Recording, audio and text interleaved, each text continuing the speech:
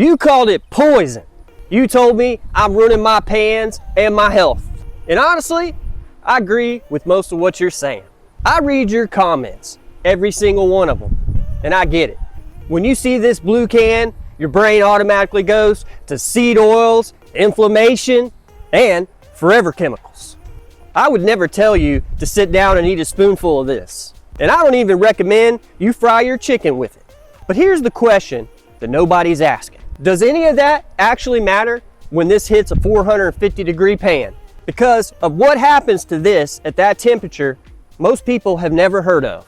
And once you understand it, the whole Crisco is poison argument falls apart. Stick with me, because if you're one of those people spending $25 on one of those specialty seasoning blends, you're gonna see what happens when the chemistry kicks in.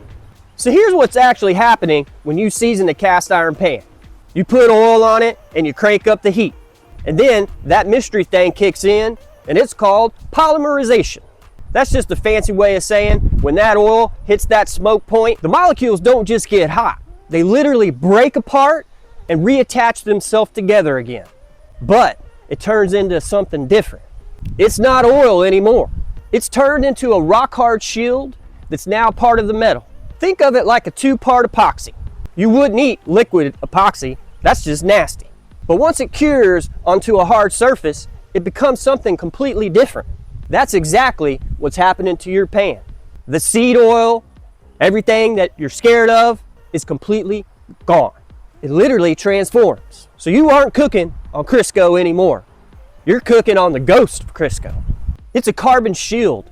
It's bonded to the iron itself. And now, here's where it gets interesting. If the oil is gone, then what happens to those people that spent $25 on that boutique seasoning oil? Well, we'll get into that in just a minute. And I've heard in the comments, some of you say, yeah, it still polymerizes, but some of it gets into your food, like little bits. Okay, fair enough. But let's do the math on that. When you season a pan correctly, you're working with a layer so thin that it's practically microscopic.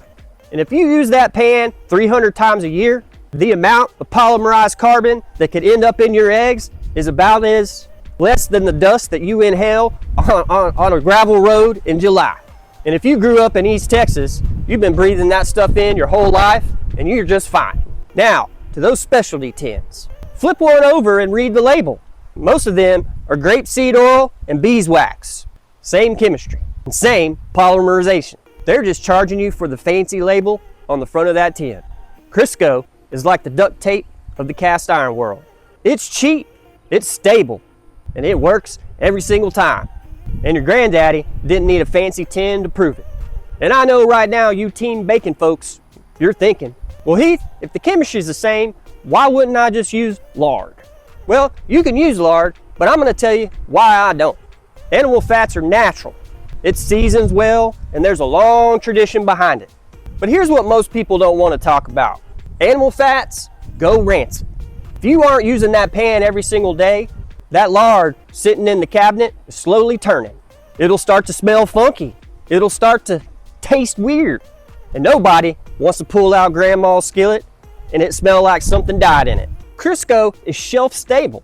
It was literally engineered for reliability. And if your goal was to build a pan that you can hand down to your grandkids, you need a foundation that's not gonna rot in between deer season and spring. And now that's not a knock on lard, it's just knowing your tool. So we've covered the chemistry, we've covered the cost, we've covered the competition. Now, let's bring it all together. Here's where we land. The seed oil is gone. The ghost is what's left. You're not eating Crisco, you're cooking on a carbon surface that used to be Crisco. And there's a real difference between those two things. The internet is loud, and fear travels faster than chemistry. But now, friend, you know the chemistry. And my goal has never been to tell you what to eat. My goal is to help you build something that lasts. Now let's make the iron right and not panic in the comments. Season with the blue can, cook with good butter or avocado oil, and let the science do what it's always done. Simply work. And that's whether you believe it or not. Now, did the ghost of the oil change your mind? Or are you still riding with Team Bacon? Drop it in the comments. I read every single one clearly. And thank you for watching, and God bless, my friend.